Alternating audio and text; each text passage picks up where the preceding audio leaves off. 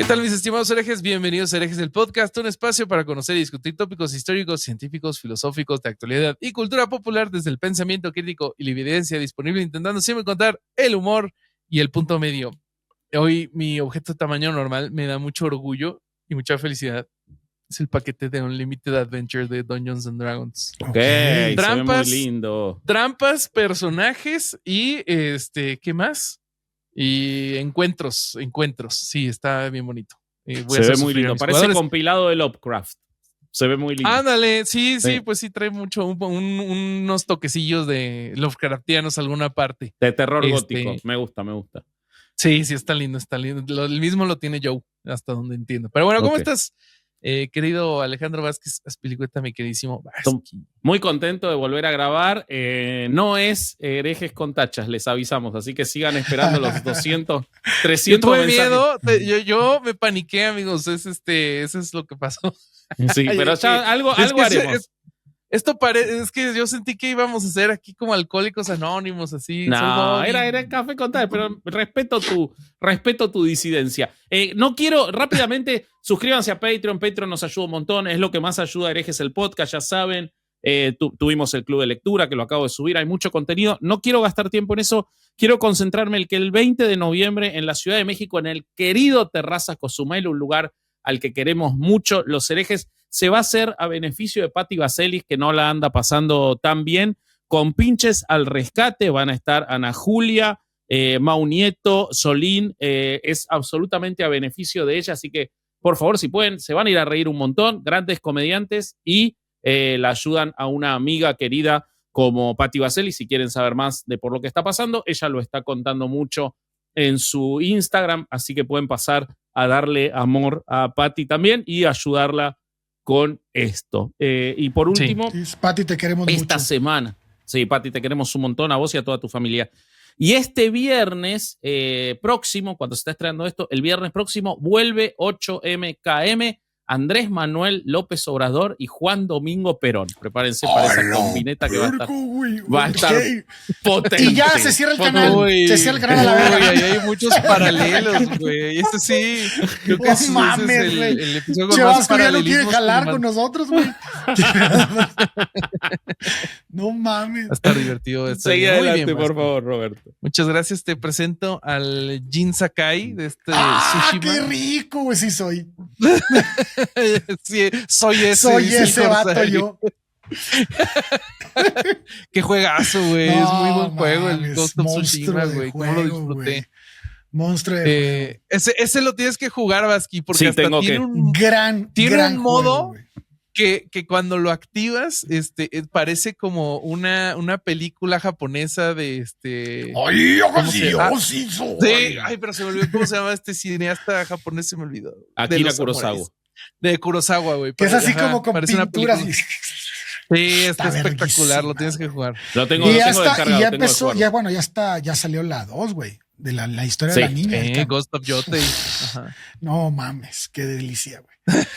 Bueno, pues muchas gracias por esa intro, güey. Creo que es el mejor nombre que me has puesto, güey. No, cuando te presenté como el de Paw Patrol estuvo bueno. El de Paw Patrol estuvo bien verga, güey. Sí.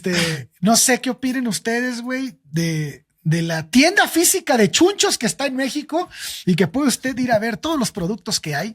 ¿O que tienen tienda física? A la verga.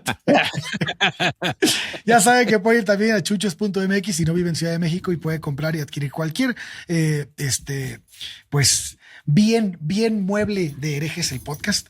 Ahí lo puede conseguir. El abogado. Sí. Y bueno, pues ya saben, chunchos.mx, vaya para allá. Y muy bueno, bien, pues. Muy bien. Tema de hoy, Vasqui. Tema de hoy. Sí, tema de hoy. Yo quiero saber, Corsario, porque el tema de hoy medio que surgió en vivo del episodio pasado, pero la gente no tiene por qué seguir los episodios en continuidad. Con lo cual, a mí me gustaría saber, como para darle un inicio a esto, porque además estuvimos charlando de la jugosidad del asunto. ¿Por qué se te ocurrió hablar de Schoenstatt? Porque parece algo bastante tibiecito en principio. Fíjate. No, yo siento que el Corsario dijo, ¿cómo voy a hacer emputar a mi mamá esta semana? No, bueno, aparte de que mi mamá es una fiel seguidora, cada que va a Querétaro le gusta que la lleve. Esperen, perdón. ¿Qué? Esta semana entonces vamos a hacer enojar a la mamá del Corsario, Sí. al papá de Bobby hablando de AMLO en 8M y a mi papá hablando de Perón No en 8M. mames, es el bingo. Es la lotería. ¡Combo Breaker! Pero mi papá ya se la vive enojado porque hablamos del diario en Hasta Aquí Mi Reporte. Sí, Usted también lo te puede pasas de ver lanza, y güey. En los escuchar shows también martes. hablas de él, güey. Sí. Bueno, Y luego está ahí él también. no sé qué opinan ustedes, pero después de hacer la investigación, este es el claro ejemplo de que muchas veces haciendo este trabajo, güey, porque ya es un trabajo, uno Sí. comienza buscando plata y conforme se adentra en la investigación, pues te das cuenta de que tus manos están llenas de un polvo dorado, güey. Uno sigue rascando y terminan con sendos lingotes de oro apilados uno sobre el otro. Me parece que esta es una de esas historias que dices, no sé por qué, mames, güey. por cómo lo dijiste, se escuchó extrañamente sexual. Ay, Corsario. cabrón. Sí. No sé Sí. si fui el único, pero Por sí la palabra yo- A mí me lingote. pasó lo mismo, y yo hubiera dicho que estaba buscando plata y encontré caca por las cosas que yo encontré, no tanto No, oro. Lo siento, oro, es una historia, siento es una historia de extrañamente mierda, güey. entusiasmado. Es una historia Ok. de mierda para herejes, eso es oro. Ah, ok. Claro. Perfecto, Ah, ya entendido, te- entendido, güey. entendido. Pero bueno, contanos entonces, ¿de dónde sale toda esta historia? Pues mira, vamos a empezar por donde me encanta. Hablemos Por la infancia. de la infancia. Por el culo. ¿Qué? A la verga. Me parece que para comenzar esta historia debemos de irnos a la infancia del fundador de esta chingadera. Pero no hay algún contexto, güey. Yo, la neta, al chile, yo no sé de qué vamos a hablar. Vamos a hablar de un movimiento pues católico, Sí. ¿sí? Que se llama el movimiento de Schoenstatt. Ok. ¿Ok? De Jonestown. No, de Schoenstatt, no. Yo- No, de Schoenstatt.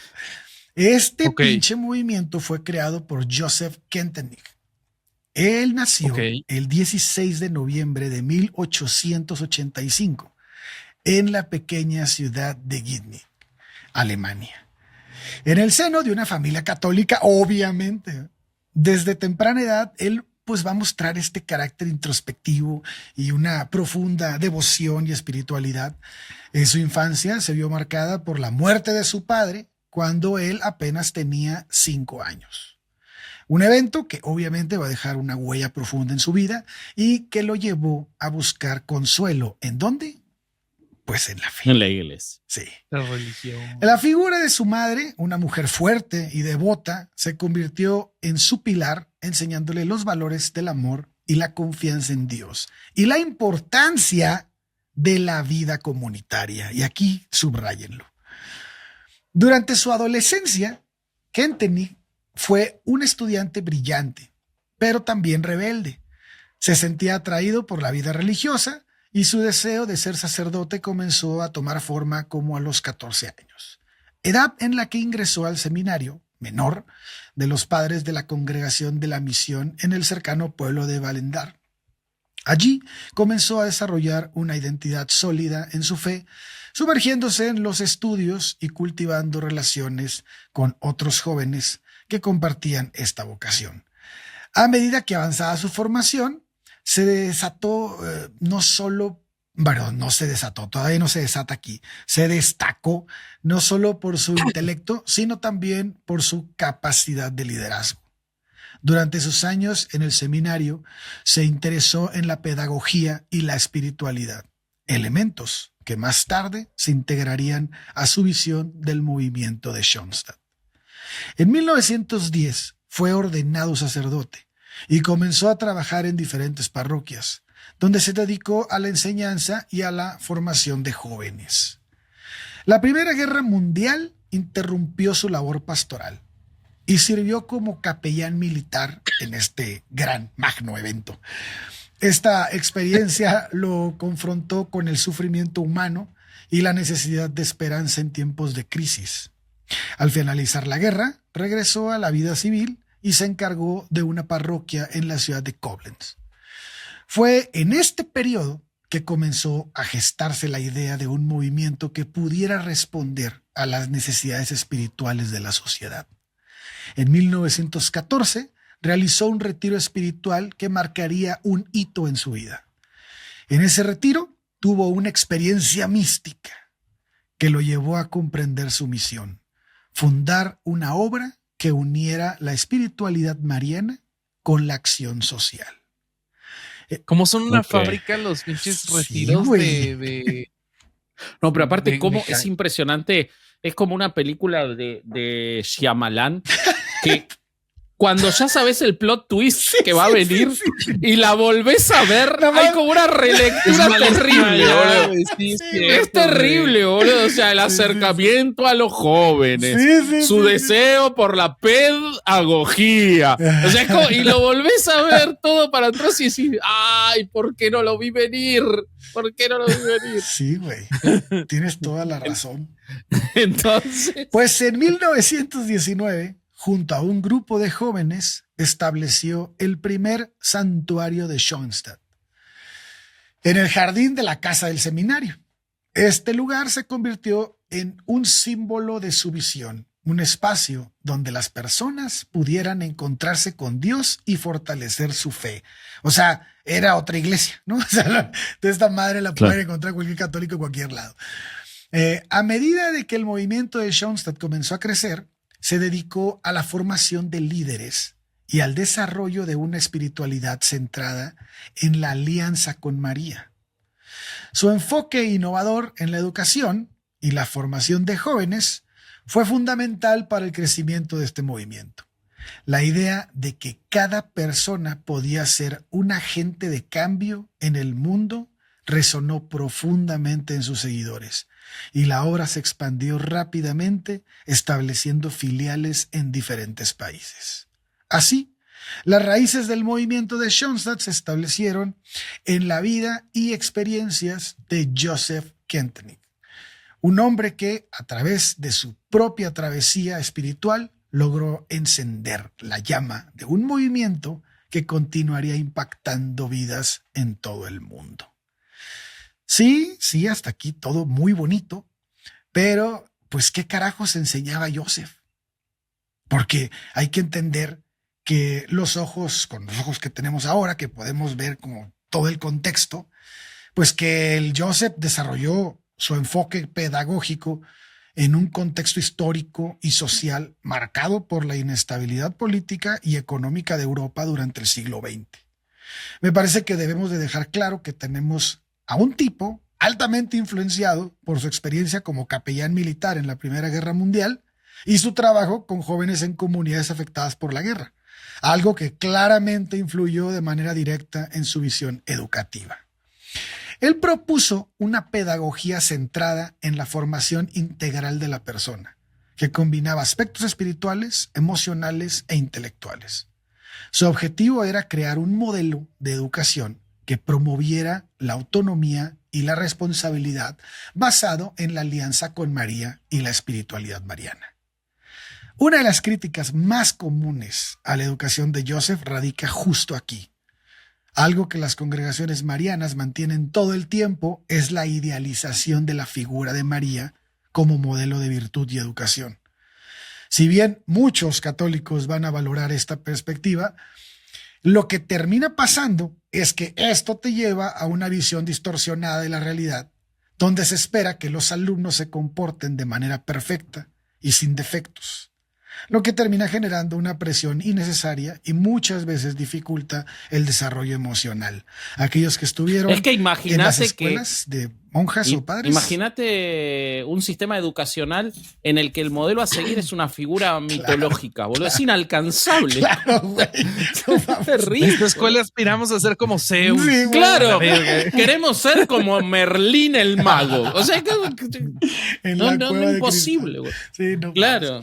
Bueno, por otro lado también está el estilo de liderazgo de Kentenich, que ejercía en el movimiento de Schoenstatt. Y acá me parece que comienza a tender la cama del control y el autoritarismo, porque es donde se esperaba una obediencia casi ciega a las directrices del fundador y del movimiento. Me recuerda un poquito a Maciel. Esta dinámica... No solo eso, no. Un alemán de entreguerras autoritario, nunca lo hubiéramos imaginado. ¿Quién sabe por qué? Debe ser el único. Sí. ¿No era pintor también?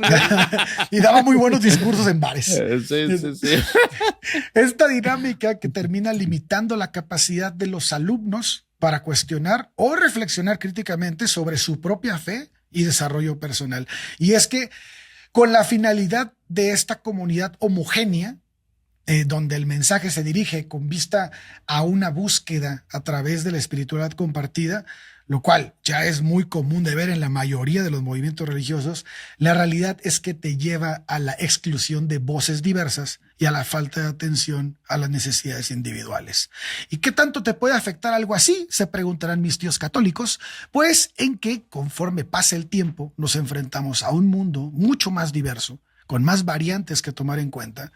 Y con el tiempo, esta falta de adaptación a diferentes contextos culturales y personales puede terminar limitándote socialmente de manera significativa. Y esto también me recuerda un poco a lo que le ocurría a los recluidos en el Opus Dei, por ejemplo, ¿no? Claro. Sí.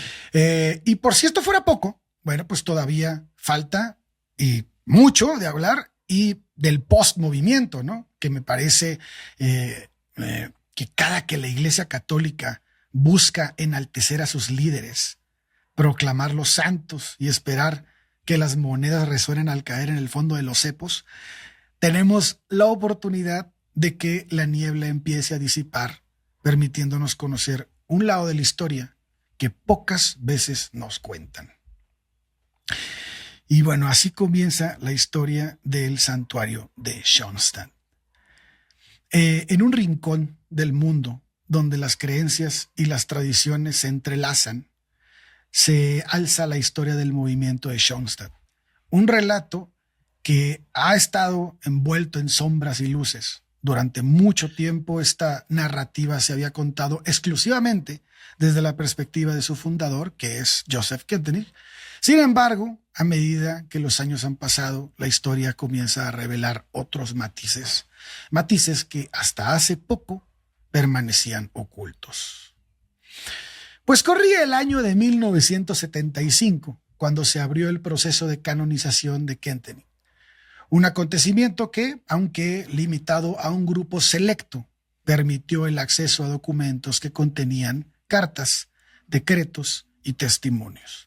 Sin embargo, fue solo en los últimos años que la mirada sobre este movimiento se amplió, gracias a la labor de historiadores como Joachim Schimlat, si no es que se pronuncia así, perdón, pero quien se aventuró... O sea, el historiador tiene un nombre más difícil que Schoenstatt. Increíble, boludo. Sí. Quien se aventuró a desenterrar las actas de la Conferencia Episcopal Alemana de la Segunda Guerra Mundial. Sus hallazgos arrojaron luz sobre un tema que había estado bajo la superficie: las inquietudes y la desconfianza de varios obispos hacia el movimiento apostólico de Schoenstatt. En la década de 1940, las voces de los obispos resonaban con dudas. Algunos consideraban a Schoenstatt una agrupación extraña y peligrosa, marcada por lo que ellos denominaban ideas especiales. Criticaban la devoción intensa hacia la Virgen María, el énfasis por un santuario particular y la espiritualidad que se expresaba en términos ajenos a la tradición eclesial. El obispo de Hildesheim, Monseñor Joseph Gotthard Matches, fue claro en su crítica, cuestionando la autoproclamada misión de Schoenstatt como el instrumento escogido de Dios. Para él, el uso de una literatura religiosa popular, a menudo ambigua y con un lenguaje que desafiaba la terminología tradicional, solo exacerbaba las preocupaciones. Así comenzó un proceso de evaluación. La diócesis de Treveris decidió llevar a cabo una visita canónica al movimiento, encargando esta tarea a Monseñor Bernard Stein, un teólogo que había estado en contacto con Kentenich en los años 30. Durante su visita a Schoenstatt en 1949, Stein no encontró problemas dogmáticos, pero sí detectó ciertas prácticas que podrían convertir al movimiento en una especie de secta. Bueno, déjame Dime. que te diga una cosa A ver, ahí. a ver. En lo que yo estudié de la estructura, que lo voy a contar ahora en un ratito, Sí, tiene mucho como para... No digo que sea una estructura de secta, porque eso no existe, sí, pero es una estructura que facilitaría mucho conductas sectarias claro. con las personas adecuadas adentro. O sea, la estructura está muy bien organizada para que si alguien la quiere volver una secta, ya está todo puesto ahí. Deja el O sea, campo preparado blueprint, para sembrar. Sí. Totalmente, exactamente. Sí. Sí. No, perdón, quería agregar No, eso. está perfecto. La terminología utilizada, que sonaba extraña a oídos ajenos, y el simbolismo en torno a la figura de Kentenich le parecieron excesivos. El informe de Stein fue un llamado de atención. En él alertaba sobre la dependencia casi total de las hermanas de María hacia Kentenich, quien había llegado a ser visto como una especie como de padre divino. Sí. Esta relación no solo limitaba la libertad de las hermanas, sino que también levantaba la inquietud de que la figura del fundador había eclipsado el verdadero centro del movimiento, el santuario de Schoenstatt. Las palabras de Stein resonaban con claridad. La autoridad del fundador parecía haber creado un ambiente donde la crítica y el cuestionamiento eran casi imposibles. Años más tarde, la situación se volvió aún más compleja. La destitución de la primera superiora de las hermanas de María, la hermana Anne Price, solo confirmó los temores de que la comunidad estaba bajo la influencia incontrarrestable de Kentenich. En medio de este torbellino, el 15 de marzo de 1951, el Santo Oficio intervino y nombró a Sebastian Trump para llevar a cabo una nueva visita apostólica. Primero, corrió a todos los latinos y luego, ¿qué? Les mandaron a la chota. Mandaron a la chota. Sí, a Trump. Su misión era clara: descubrir la verdad detrás de las acusaciones y el ambiente de veneración que rodeaba a Kentenich. Los informes de Trump fueron contundentes. Describió un culto a la personalidad que, aunque no era del todo negativo, comenzaba a inquietar a quienes lo observaban desde fuera. Kentenich había pasado a ser el centro de atención, creando una atmósfera de veneración que bordeaba lo kitsch. Los actos de devoción hacia él, que incluían rituales y simbologías, empezaron a parecerse a la adoración de figuras históricas como Hitler, lo cual era inaceptable para cualquier líder eclesiástico. Las críticas continuaron. Trump destacó la relación entre Kentenich y las hermanas, donde el director espiritual ocupaba un rol que podía generar confusiones peligrosas. Se cuestionó la práctica del examen filial, un ritual que, aunque con intenciones puras, podía abrir la puerta a malentendidos y sentimientos inapropiados. La figura de Kentenich, lejos de ser solo un guía espiritual, había llegado a ocupar un lugar central que desdibujaba las líneas entre lo sagrado y lo personal. A medida que las indagaciones avanzaban, surgieron testimonios de las hermanas que, aunque no acusaban a Kentenich de mala conducta, relataban experiencias que levantaban banderas rojas. La hermana Payota, por ejemplo, describía que Kentenich había ejercido una influencia abrumadora sobre su vida, describiéndolo como alguien que podía caminar sobre las almas de sus hijas con zapatos de clavos. No mames. Estas voces, aunque aisladas, comenzaron a formar parte de un discurso más amplio sobre el poder y la autoridad en el contexto del movimiento. La culminación de este proceso llegó con la suspensión del mismo, del proceso de beatificación de Kentenich eso yo había leído, en 2022. Que ¿Qué dices? Sí, que justo eso es lo que yo había leído, que sí lo estaban considerando como candidato a beato. Sí, güey. Sí, pues ya estaba el proceso, güey. Lo tengo que suspender. Pero mejor dejaron a Carlo, güey. No mames. Tenemos episodio de Carlos. Tenemos episodio de Carlos. Exacto. Sí, el del beato Carlo, güey. ¡Ala! Bien. Qué mal estás, güey. No lo vieron venir, güey. No puede ser, güey. No. Era súper obvio. Bueno, el obispo Stefan Ackerman resaltó que la investigación debía continuar, pues los debates y los nuevos documentos disponibles indicaban que aún había mucho por descubrir sobre la vida y espiritualidad de Kentenich.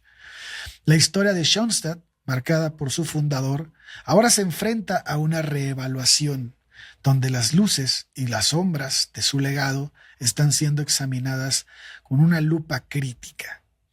Así, la historia de Schoenstatt pues nos invita a reflexionar sobre los límites de esta devoción y espiritualidad, sobre la relación entre el poder y la fe y sobre cómo las figuras carismáticas pueden influir en comunidades enteras. Pero dentro de toda esta historia y dentro de todo esto que les estoy platicando, hay una estructura básica que nos explica un poco, bueno, o mucho, cómo se manejan este tipo de organizaciones. Creo yo que, no sé qué opinas, Vasco y Bobby, pero creo yo que siempre hay la mayoría de las veces existe la intención de controlar, güey. O sea, no le veo para qué más puedan ser. O sí creen que haya al principio una búsqueda real de devoción para mí no. espiritual. No, para mí hay una ambición muy grande. Sí, yo lo ¿verdad? estaba pensando mientras vos contabas. Hay una ambición muy grande y un deseo de ser el líder de algo. No está muy claro de qué, porque obviamente eso va ocurriendo y muchas veces supera las expectativas, pero para mí siempre está ese deseo, por lo menos, o ese impulso, si querés, para que vaya ocurriendo, ¿no? Para mí Pero hasta dentro de los así. cánones religiosos, creo que se impulsa mucho esta imagen de no, es que tal pastor o tal ¿cómo se llama? Sacerdote, no, mira cuánta gente lo viene a escuchar, o tal profeta, se reunían toda la gente a oírlo. Creo que por ahí también se refuerza. Sí. Pero las acusaciones de abuso sexual que recaen contra Kentenich son tan grandes que las tuvo que reconocer el propio Schoenstatt. O sea, en los documentos de Schoenstatt argentino, por ejemplo, cuando explican por qué se suspendió el proceso de beatificación, tienen que nombrar las acusaciones de abuso.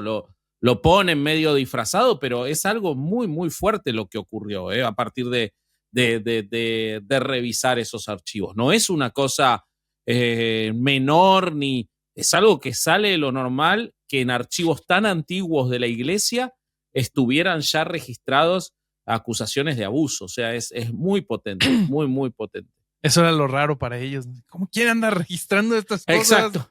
Lo llamativo es que estuviera registrado. Sí, lo escondieron todos los años que pudieron, pero justo apareció. Obviamente, como siempre en la iglesia y en el poder de la iglesia, alguien lo hizo aparecer, ¿no? Lo que el Corsario cuenta sobre los informes que fueron revelados y que terminan suspendiendo el proceso de beatificación son procesos de la investigación llevada adelante en el informe de von Teufanach, Teufanbach, una reconocida experta en historia de la iglesia, quien encontró de las entrevistas que se hacen en los informes realizados en ese momento, que, por ejemplo, se le hacían preguntas a las hermanas en las que se les preguntaba, por ejemplo, ¿a quién pertenecen los órganos sexuales de las hermanas? Y ellas tenían que responder al padre, refiriéndose a él. ¿A quién pertenecen estos senos? Al padre. No. Todas estas. O sea, de Kenchon. Todas estas suposiciones, si bien no hay una acusación puntual, dan a entender, teniendo en cuenta la época, que esto lo hizo el propio padre Trump, al que vos referís. Él cuenta todo esto de manera directa. Por supuesto, a un Vaticano de la década del 50, ¿no? Entonces, ahí se puede llegar a entender, y de hecho el informe de esta persona, Van Teuffenbach, perdón, que está dificilísimo, habla de conclusiones de abuso sexual, abuso de poder y abuso de conciencia contra las hermanas.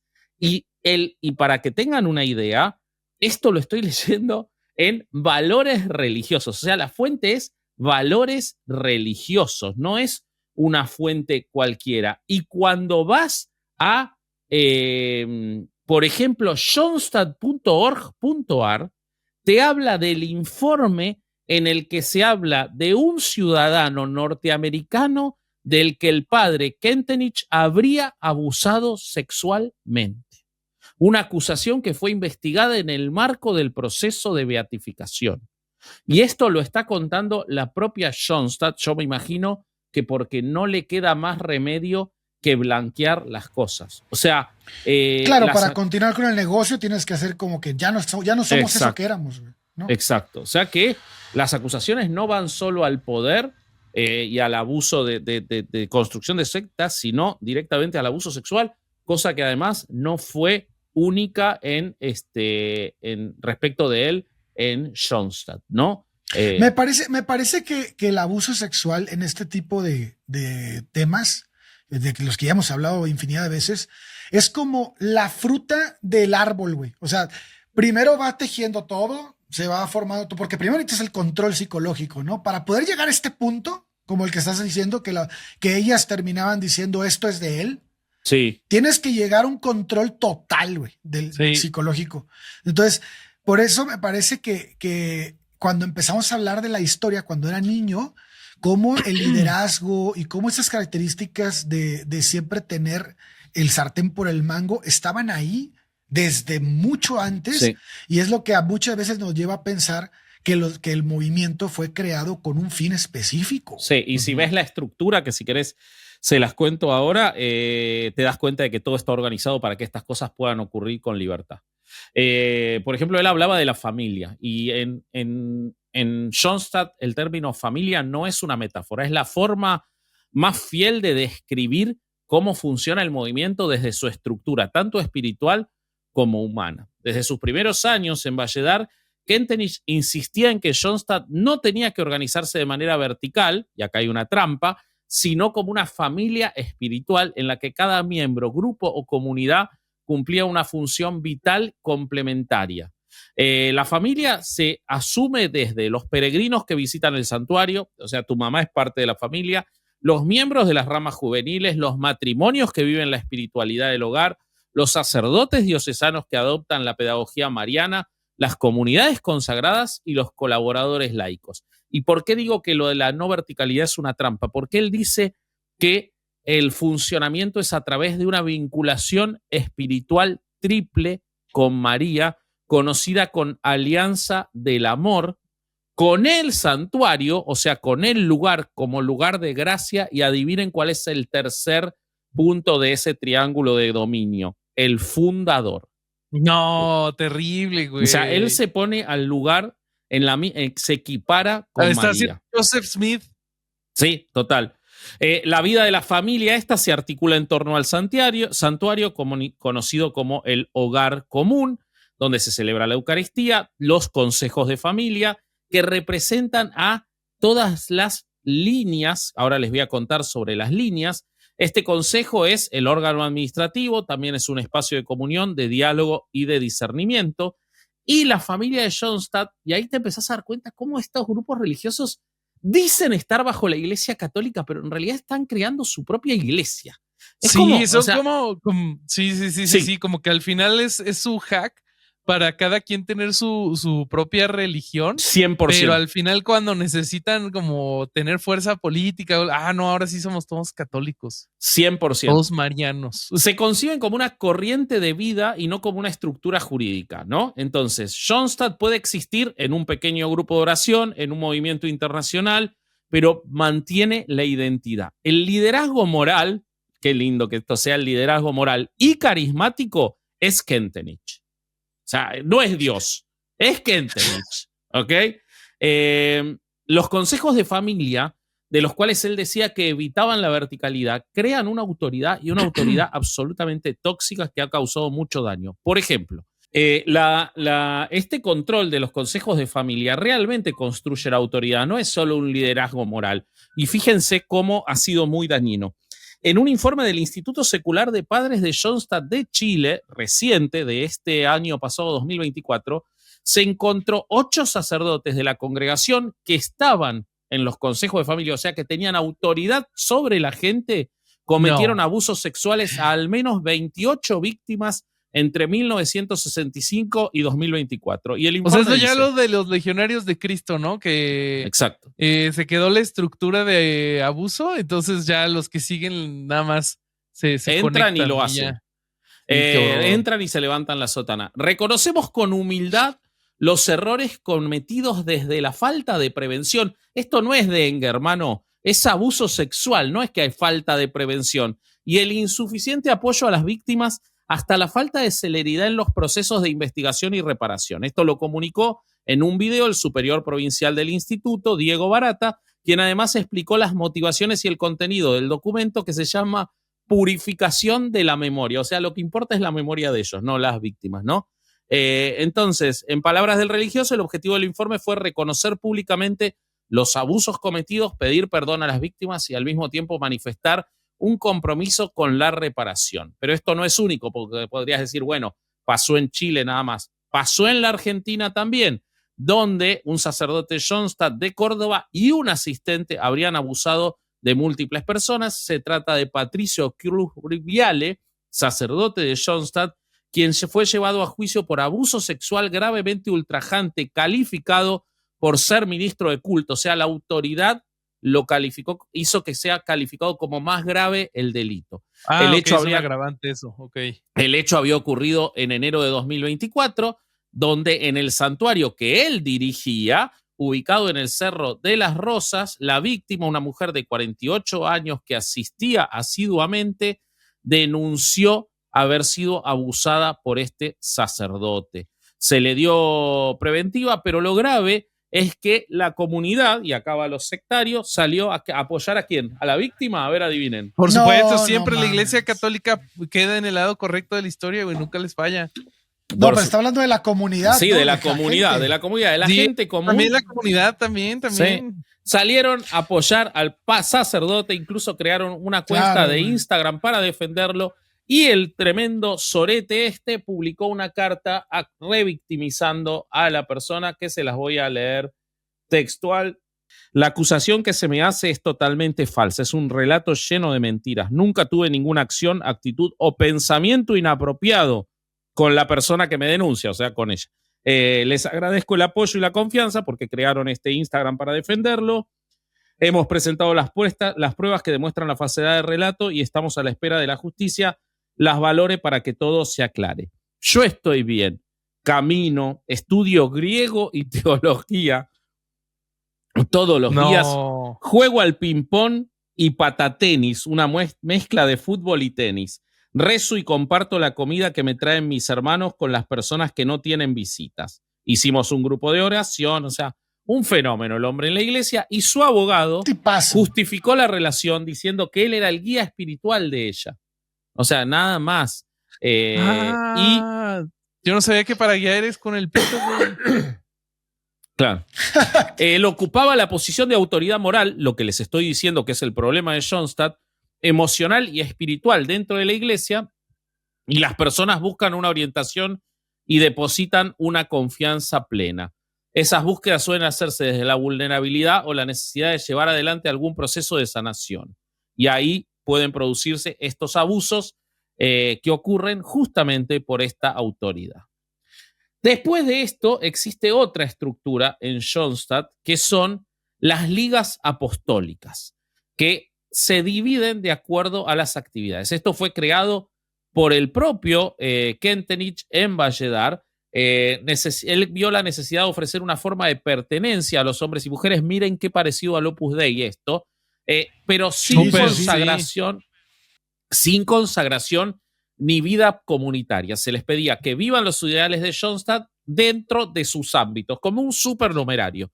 Entonces tenés la Liga de Matrimonios, que fortalece el vínculo conyugal, la Liga de Madres, mujeres casadas que dedican su apostolado a la familia, la Liga de Señoras o Profesionales, mujeres solteras que viven su fe en medio del trabajo y la sociedad, numerarios, la rama de hombres, varones adultos que viven el ideal del hombre nuevo en la nueva comunidad, la Liga de Juventud Femenina y Masculina, que forman líderes juveniles, y la Liga de Sacerdotes Diocesanos, que promueven la espiritualidad mariana y comunitaria entre los sacerdotes. Cada liga tiene un asesor espiritual, generalmente un sacerdote del Instituto de Padres de Schoenstatt, y su propio equipo de dirigentes. No hacen votos, no viven en comunidad, permanecen en sus hogares, pero se reúnen periódicamente en grupos de vida, acompañados por un asesor espiritual. Promueven la autoeducación, el discernimiento personal y la formación en el ideal schoenstattiano del hombre nuevo en la comunidad. ¿Okay? Fíjense lo similar al Opus Dei 2. Exacto, Sí, pero también a muchas conductas sectarias, por supuesto, ¿no? Las asociaciones privadas de fieles, que son estas ligas, son reconocidas por la autoridad eclesiástica, tienen estatutos, o sea, no es nos juntamos a rezar, hay una organización regular y cada una tiene designado a un sacerdote de los padres de Schoenstatt para que los dirija.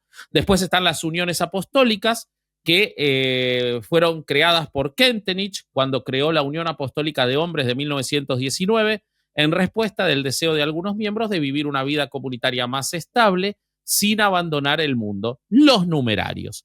El principio era claro, quienes deseaban un grado mayor de entrega podían organizarse en comunidades autónomas con reglas propias, pero dentro del espíritu de la familia Schoenstatt.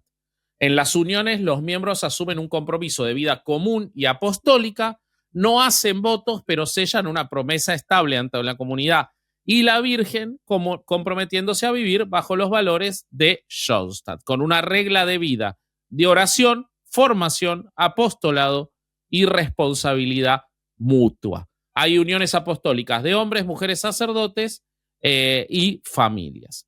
Hay una dirección central elegida por los propios miembros, tienen formación permanente, apostolado orgánico y comunidad de vida. Y luego están los institutos seculares en la cima de la escala, que son reconocidos por el Vaticano tras el decreto Provida Mater Ecclesia de Pío XII de 1947, donde en Schoenstatt se representa el nivel más alto de compromiso del movimiento por la profundidad de la entrega. O sea, son los sacerdotes, básicamente, ¿no? Instituto de Padres, sacerdotes consagrados que viven en comunidad, Instituto de Hermanas de María de Schoenstatt, que es donde estuvieron los principales problemas del fundador. Él la fundó personalmente en 1926. Es la comunidad más numerosa. O sea, lo que más tiene Schoenstatt es monjas, hermanas, más que sacerdotes. Sus miembros viven en casas comunitarias con disciplina religiosa, hábito propio y voto perpetuo. No son de clausura. Su misión es el servicio apostólico, educativo y litúrgico. Administran muchos centros de peregrinos, administran colegios, por ejemplo. Después tenés el Instituto de los Hermanos de María, que son varones consagrados laicos que viven la espiritualidad de Schoenstatt. La familia, el Instituto de Familias, matrimonios consagrados en pareja. Y el Instituto de Nuestra Señora de Schoenstatt, que son mujeres consagradas que viven solas o en pequeñas comunidades con votos perpetuos dedicadas a la oración, la educación y la presencia cristiana. Tienen autonomía económica, o sea, están divididas, cada una recauda por su cuenta, autonomía jurídica y vinculación carismática con el fundador. O sea, la figura más alta, aunque se haya muerto, es el fundador. Para Kentenich es Kim Jong-un. Exacto. Digo, no. Para Kentenich esto era la columna vertebral invisible del movimiento. Todas estas organizaciones de distintas escalas tienen que interrelacionarse. Kentenich buscaba que haya una vinculación sistemática entre todas estas jerarquías para evitar las diferenciaciones en un modelo que él llamaba federativo y en el cual él buscaba a la iglesia como una comunión, como una comunidad de comunidades, ¿no? Donde toda esta unidad, por supuesto, termina recayendo en la búsqueda de un corazón, de un espíritu que es quien, María y, por supuesto, el fundador. Finalmente, el gobierno de Schoenstatt está a nivel local, con cada santuario o centro de Schoenstatt que cuenta con un consejo de familia local y un rector. A nivel nacional, con la dirección nacional, que es, por ejemplo, la que en Chile emitió el comunicado que leí antes, y al nivel internacional, la sede en el monte Schoenstatt en Valledar, Alemania, formada por representantes de los 5 institutos seculares y delegados de las uniones y de las ligas de cada continente. Arriba de todo eso está el órgano que es llamado el Presidium General, que actúa como instancia de discernimiento. Son el Consejo de Sabios de los Testigos de Jehová, y que enlaza a todas las ramas del mundo. Bueno, ese instituto se encarga de la coordinación en términos generales. Hoy, Schoenstatt está en 110 países, con una estructura flexible y amplia de diferencias para las personas. O sea, siempre vas a encontrar un Schoenstatt para vos, que le permite adaptarse en distintos contextos culturales, y que los hace ser fuertes mucho en América Latina, en África, pero también en Europa. Esa es la estructura de Schoenstatt, amigos. Pero esa estructura, yo me pregunto, y alguien me responderá, ¿está trasladada a México? Sí, No. sí, señor. Pero sabes que antes No. antes de llegar a nuestro bonito y maravilloso México, ¿sabes qué estaba pensando, Corsario? Y tú ¿Qué, güey? has estado en contacto con estos grupos ¿Y en qué contacto, no? Un contacto, sí. Le depositaron mucha fe al Corsario. Sí. No se puede ver muy claro bajo las sotanas, pero sí. No, a lo que iba es que, güey, o sea, siento que en el catolicismo, bueno, en muchas religiones, la vida de religioso es como un ideal muy cabrón, ¿no? Y cuando alguien en tu familia se vuelve sacerdote o se vuelve religioso, es algo como que les da muchísimo orgullo. Entonces creo que el éxito del Opus Dei y grupos como Schoenstatt es que te permiten hacer como cosplay de monja o de medio sacerdote o de monje sin realmente tener que hacer el sacrificio de dejar tu vida familiar, claro, y todo lo demás. Sí. Y entonces muchas mamás y muchas personas que sí son muy religiosas, pues pueden tener un acercamiento extra que no tendrían en otras comunidades. Y pues creo que ese es el éxito. Sí, coincido. Pero bueno. Sí, es como el eslogan de lo mismo, pero sin dejar de comer. Ándale, güey. Es como el no puedo Sí, creer sí, que sí. no es mantequilla, ¿no? Esas cosas. No puedo creer que no soy sacerdote, dice un supernumerario. Porque estoy igual de violado. ¿Qué? No. ¿Qué? No, sin marcas. No. Que yo usé esa palabra una vez y me censuraron ustedes dos. Sí. No fue por la palabra. No. Fue por el. Todavía tiene el descaro de decirlo, Y, güey. y lo defiende, y al día de hoy defiende su peor y más horrible. Y vos sabés que yo cuento. Chiste poblano. Yo cuento esa historia una y otra vez. Nunca nadie me da la razón. Nunca, boludo. Jamás. No he logrado que una persona me dé la razón con esa historia. Nunca. Lo que me preocupa es que busques que te dé la razón. O sea, él en su cabeza está muy bien. Eso es lo preocupante. Él en su cabeza está muy bien y no hay Yo manera. creo que Así, ¿cómo pueden ser todos unos Yo imbéciles? creo que me divierte tanto que no me den la razón con esa historia que por eso la sigo contando. Es como el meme del director Skinner, ¿no? ¿Qué podrá hacer? Güey. ¿Habré hecho un chiste horrible que en realidad fue más cruel y espantoso que gracioso? No, yo creo que todos están mal y yo bien. Algo Bueno, ahí de sigamos, eso. por favor. Pero bueno, pues miren, lo que pasó allá después de la Segunda Guerra Mundial acá en México es que nos llegaron muchos refugiados alemanes religiosos y laicos. ¿Cómo que haga la palabra laico en este contexto? Pero así dicen estas comunidades, a la gente que no es directamente sacerdote, pero que sí tiene una participación en la comunidad. Entonces, cuando Schoenstatt empieza a venir a México, se empieza a unir este grupo de refugiados. También había una presencia de sacerdotes palotinos y eso les ayudó. Qué mal nombre, güey. Palotinos, sí, está terrible. Uy, los sacerdotes palotinos en Argentina tienen, alguna vez deberíamos contar esa historia. Vos sabés que son sacerdotes que protegieron a mucha gente durante la dictadura y hay varios sacerdotes palotinos desaparecidos. O sea, son bastante queridos acá sí. los sacerdotes Mira. palotinos. Sí. Es una historia muy tremenda la de los sacerdotes palotinos en la dictadura militar. Sí. Órale. Uy, terrible. Sí. Bueno, chequemos. Sí, me gusta. Sí. Me gusta. Bueno, Solo pues acá rescataban en México, niños. Cuando, No. Cuando estas primeras comunidades como proto-schoenstattianas se empiezan a juntar, el primer santuario que hacen es el de San Luis Potosí, que es el que te decía, Corsario, que es la réplica del que tienen allá en Alemania, el primerito. Cuenta la leyenda, porque obviamente como toda buena secta tiene su leyenda, que los religiosos estaban viendo dónde iban a construir este santuario, ¿no? Entonces dijeron, tenemos que hacerlo igual que como se hizo en Alemania. Y yo encontré que en Alemania también había una leyenda de que después de que construyeron el santuario, años después, cerca del altar encontraron enterrada una medalla milagrosa, ¿no? Y pues obviamente para ellos fue un milagro, güey, pero a mí no se me hace muy milagroso encontrar una medalla religiosa en un lugar donde viven puros religiosos, ¿no? Y donde lo construyeron esa madre puro religioso, güey. Sí, díganme loco, tal vez. Pero bueno, entonces estos güeyes querían como replicar ese pedo milagroso.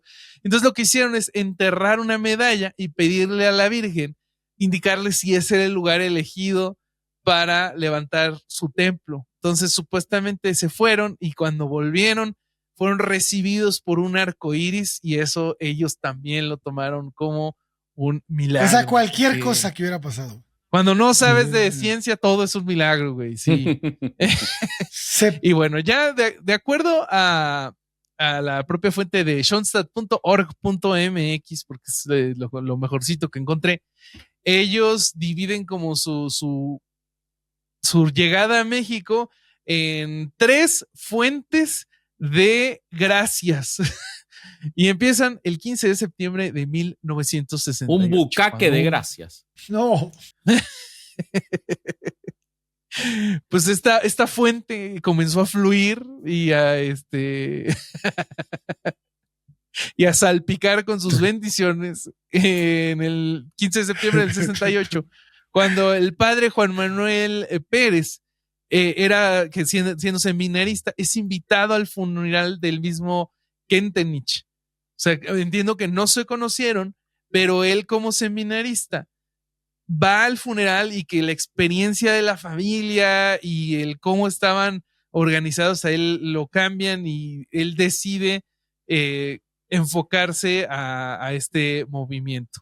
Dejamos tantito al padre Pérez para pasar a 1969, cuando uno de los grupos que ya tenían en Texas, las Hermanas de la Mar, se llama ese grupo. Okay.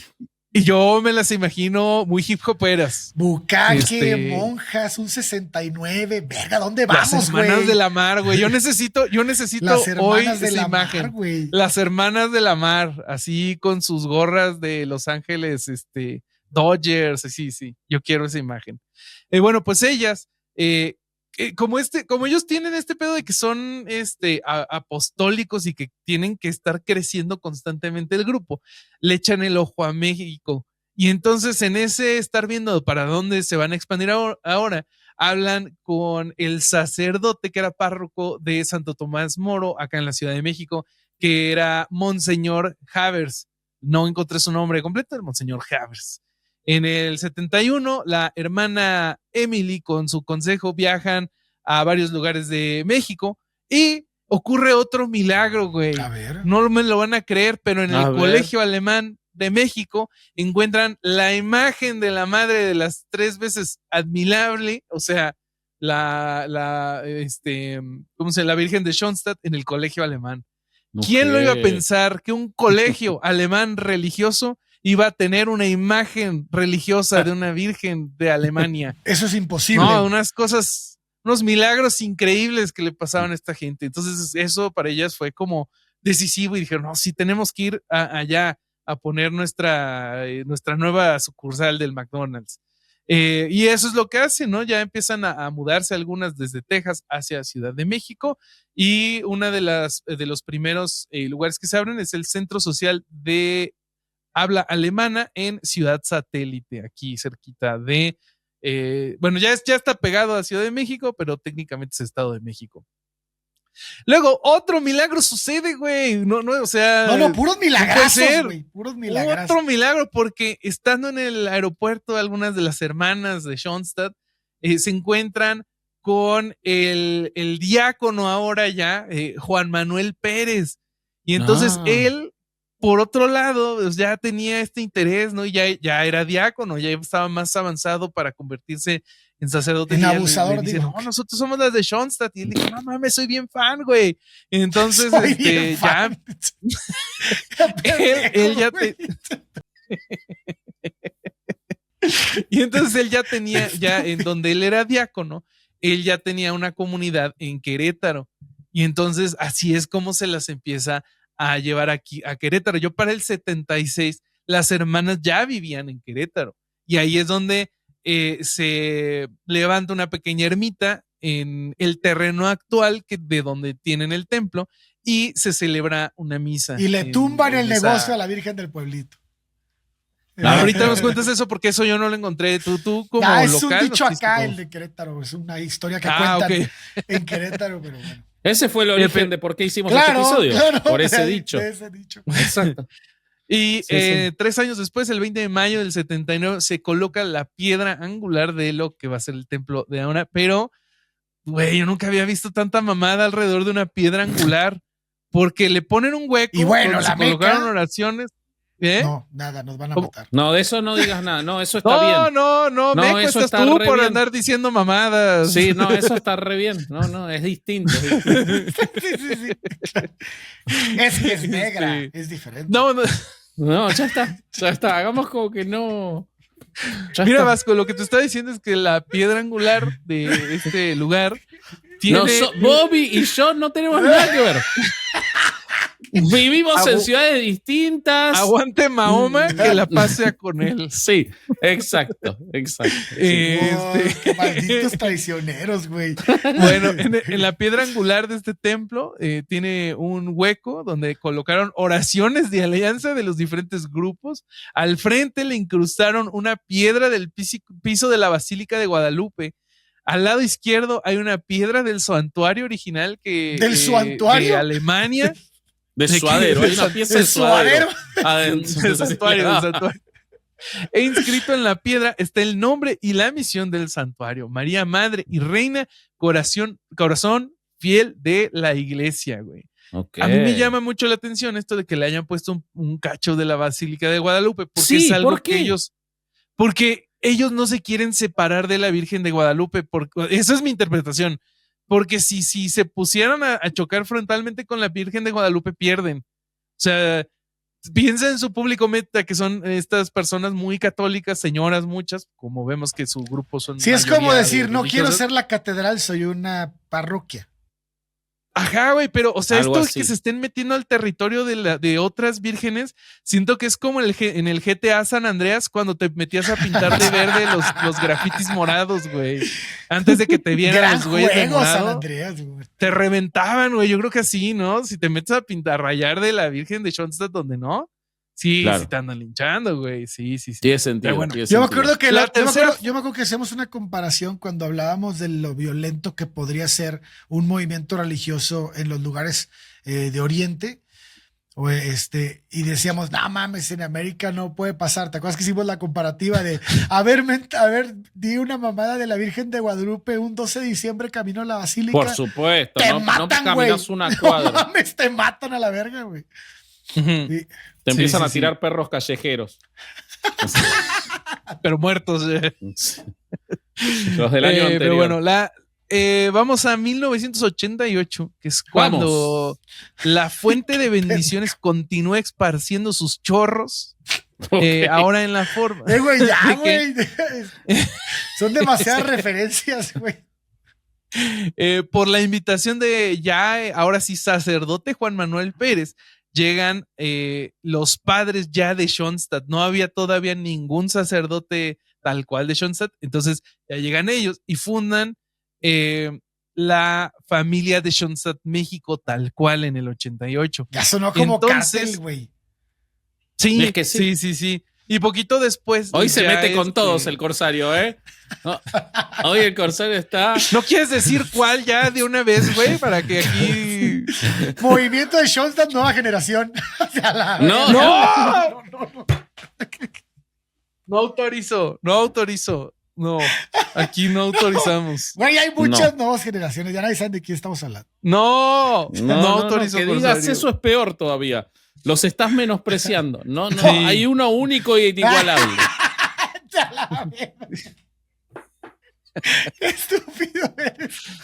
Hacemos Basta, Corsario. 2 programas por semana con Bobby en los que esquivamos estos chistes de manera pero olímpica. O sea, yo escribo 15 chistes 2 veces por semana, no hago ni uno de esos, ni uno. O sea, 30 chistes por semana, no hago ni uno. Y vos venís acá y con toda tu libertad. Ahora entienden por qué no me invitan a ARM, ¿verdad? Bueno. No mames, el Corsario creo que quiere que conocer al pirata de Culiacán pronto. Pero bueno. Poco tiempo después llega a México el padre Guillermo Musquiz, que fue el primer padre de Schoenstatt mexicano. O sea, todavía no tenían ellos la infraestructura para, ¿cómo se llama? Para convertirse en sacerdote de Schoenstatt acá, entonces se fue a Alemania y vuelve. Y ya con el tiempo fundaron sus santuarios en Querétaro, no, el de Querétaro ya, el de Monterrey y el de San Luis Potosí. No, pero San Luis fue el primero, ¿no? ¿Cómo? No, el de San Luis fue el primero. San Luis fue el primero, Okay. Sí, pero ya Pero lo ya fue crecieron, con esos güeyes, ok. Sí. Y ya específicamente, o sea, ya hablamos más o menos de números y cómo están a nivel mundial. Acá en México participan en los grupos del movimiento unas 3,800 personas, contando a los laicos y a los religiosos, y específicamente tienen un grupo de misioneros con imágenes peregrinas. Se me hace una pendejada que una figura de yeso tenga gira, güey. No entiendo a los católicos, pero bueno. Llevan ahí a sus figuras y para que la gente las alabe. Entonces, ese grupo tiene 1,800 personas. Okay. En Querétaro, un dato curioso, es el santuario se llama Corazón Fiel de la Iglesia. La construcción finalizó en el 1980, perdón, y fue marcado porque Juan Pablo II lo visitó. Y fue uno de los lugares donde dijo, México, siempre fiel. Ahora soy más mexicano. Dale, sí. Y ya como último dato, acá en México también tienen sus acusaciones cochinas. Ok. En la ciudad de Saltillo, un sacerdote adscrito a la parroquia Nuestra Señora de Schoenstatt fue señalado por presunto abuso sexual hacia una madre soltera. En el mismo caso, la diócesis decidió que mientras no haya resolución judicial firme, el sacerdote permanece en sus funciones. Y mientras esa señora esté soltera, es del sacerdote. ¡A la verga! No. ¿De quién son esos órganos sexuales? No, del sacerdote. No mames. Y pues hasta aquí mi reporte. No es este programa, pero sale martes y viernes a las 12 del mediodía. Sí. ¿Cómo ven? Bueno, excelente. Yo me encantó. la verdad es que estoy decepcionado de lo que pasó en México, porque las otras historias decíamos, tíos muertos, güey. No, pero estuvo muy bien. Estuvo bien, güey. Sí, yo, por cómo lo tirabas abajo tu parte del relato, toda esa parte laberíntica de cómo llegaron a una conclusión evidente que era que se querían instalar acá, me pareció muy divertida, boludo. O sea, Siempre le echa poquitas porras a su parte. Sí, pero después es gigantesca y venosa. Ajá, es que si yo hablo, soy humilde, chance alguien me echa porras y me siento bien de mi parte. Claro. Exacto, la historia de su vida. Bueno, muy buen episodio, la verdad me gustó mucho, o sea que no lo va a escuchar nadie. Los 10 que aún siguen escuchando. Los 10 que pueden escribir Schoenstatt, güey, van a hacer pudieron escribir Schoenstatt. Sí, fueron a Jonestown todos. O sea, el episodio vamos a estrenar y va a aumentar el de Jonestown. Extrañamente. Mira, ya sé. Los 10 que siguen escuchando ahorita, al final de su comentario, necesito que pongan el emoji de la cejita, así que está levantando su ceja. Eso. Luego la bandera de arcoíris y un signo de interrogación para confundir a los demás. Claro. Sí, Así, si llegan al final, hagan eso. Me encantó. Hagan eso y Me así encantó. que los demás se confundan un chingo. Y lo que están escuchando también, ya que están, vayan a Terrazas Cozumel a ver el show que se hace a beneficio de nuestra queridísima La tía Patti Vaselis, la tía Patti, en el que van a estar Mau Nieto, Ana Julia Yeye, por supuesto, y Solín. Se llama Con Pinches al Rescate. El show es enteramente a beneficio de Patti. Es el 20 de noviembre, por supuesto, en la Ciudad de México, en Terraza Cozumel. Y si tienen un rato y les quedan unas monedas, este mes se suscriben a Patreon o a las membresías de YouTube, donde está el club de lectura, donde está todo el contenido, los pre-shows, las preguntas de Sin Libros y mucho más. Así que eso nos ayuda, por supuesto, un montonazo. Y ya saben que si quieren cualquier bien mueble de Herejes el Bien Podcast. Consumibles de Herejes el Podcast. ¿Quieren consumibles de Herejes el Podcast? Consumibles de Herejes el Podcast. Puede pasar a la tienda física en Ciudad de México de Chunchos o bien acudir a la virtual que es chunchos.mx, donde hay gorros, playeras, bolsas, calzones, lentes, no sé qué tantas madres ya más venden, pero pues vaya a hacerse una vuelta, ve el catálogo y compre cosas de herejes. Sí, Compre. y si me dan un segundo, me acabo de acordar, ¿Qué? yo no suelo mandar saludos, no lo hago nunca, pero quiero mandarle un saludo. Llegó mi suegra a Buenos Aires, Okay. A quien quiero un montón, y vino de visita. Y cuando llegó al aeropuerto de Ezeiza no tenía datos en el teléfono y una persona amablemente le prestó el teléfono para que se pueda comunicar con nosotros. Otra persona mexicana. Y muchas gracias a esa persona que va a estar escuchando, porque cuando le da el teléfono a mi suegra le dice: ¡Hey! ¿Por qué tenés una foto del Vasco? ¡No mames! ¡No! Cuando ve el contacto de Silvia para copiarlo, le dice: ¡Hey! ¿Por qué tenés una foto de Vasco? No seas mamón, No güey. conozco tu nombre, no sé quién sos, pero te mando un saludo y muchas gracias por haber ayudado Qué a chingón. mi suegra. Qué chingón. Ah, Sí, wow, sí, qué sí. chistoso. Sí. Muy bien. Es gran comunidad, tenemos gran comunidad. amigos. Gran comunidad hermosa, de gente buena. Sí, totalmente. Sí. Totalmente. Y bueno, dilo en tuyo, redes Bobby. sociales encuéntranos como Herejes el Podcast en todos lados. E individualmente búsquenos como Corsario.hereje, Vasco.hereje y Bobby.hereje. Y ya, vámonos, porque este fue otro domingo de no ir a misa y escuchar Herejes el Podcast. ¡Vámonos! Adiós. Bye. Bye.